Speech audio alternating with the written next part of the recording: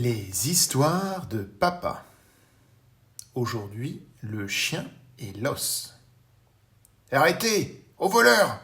Cria le boucher en poursuivant le chien. Trop tard, l'animal bondit hors de la boutique, un os juteux dans ses mâchoires puissantes. Le boucher se mit à le pourchasser en hurlant. Hé, reviens ici, sale bête! Le chien fila, dépassa la boulangerie et descendit la rue. Aidez-moi! S'écria le boucher.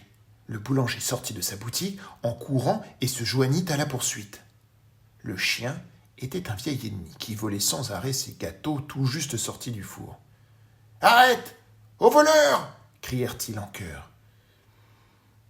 Mais même à deux, ils ne purent rattraper le chien qui continuait à courir, prit un virage et dépassa l'épicerie, ses pattes martelant le sol. « Aidez-nous !» crièrent alors le boucher et le boulanger. L'épicier sortit et se joignit à eux. Le chien remuait la queue ravi. « Ils ne m'attraperont jamais, se dit-il.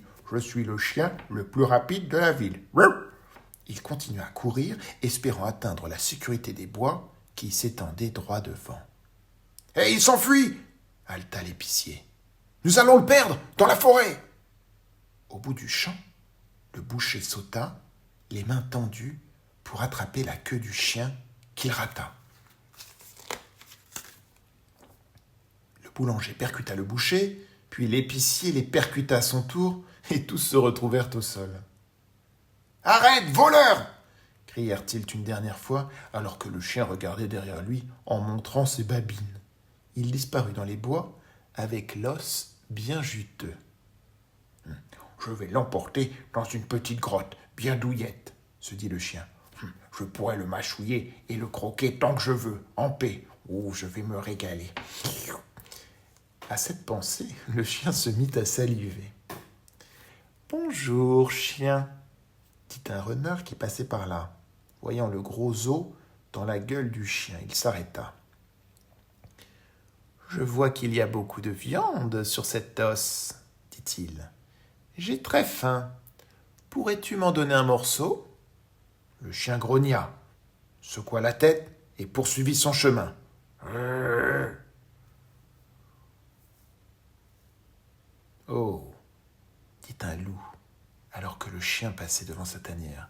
« Je t'en prie, partage avec moi, j'ai beaucoup de louveteaux à nourrir. » Le chien grogna, secoua la tête et poursuivit son chemin. « Cette viande m'appartient, » se dit-il avec avidité. « Elle est à moi. » Il ne s'arrêta que lorsqu'il arriva au bord d'une large rivière.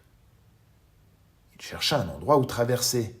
« C'est mon jour de chance, » se dit le chien en voyant un petit pont à sa gauche. « C'est parfait, » se réjouit-il. Prudemment, il commença à traverser. Il plaçait une patte devant l'autre, serrant bien l'os dans ses mâchoires tout en avançant. Mais le pont commença à trembler. Effrayé, le chien regarda dans l'eau et ne put en croire ses yeux. Un autre chien le regardait, avec un os encore plus gros dans la gueule. Il grogna, retroussa les babines et montra les dents. Le chien dans l'eau l'imita. « Je veux cet os, » se dit le chien. « Comment ose-t-il en avoir un plus gros que le mien ?» Il donna un coup de patte au chien dans l'eau. Ce dernier fit de même. Le chien n'y tint plus. « Donne-moi cet os !» gronda-t-il, aboyant férocement. Il ouvrit grand la gueule et son gros os juteux tomba alors dans la rivière. Mais le sien ne se jeta pas après. Au lieu de cela, il bondit sur le chien dans l'eau. Il plongea ici et là, à la recherche de son adversaire. Mais où était-il passé ? Il nagea, encore et encore, plongea, remonta à la surface. Mais Où se cachait ce chien? Il se fatigua bien vite et se mit à haleter en tentant de lutter contre le fort courant. Enfin, il réussit à se hisser sur la rive boueuse où il put se reposer. « J'ai perdu mon os, grommela-t-il. C'est de la faute de ce chien. Il m'a nargué avec son gros morceau de viande. » Il regarda de nouveau dans la rivière pour voir s'il était là.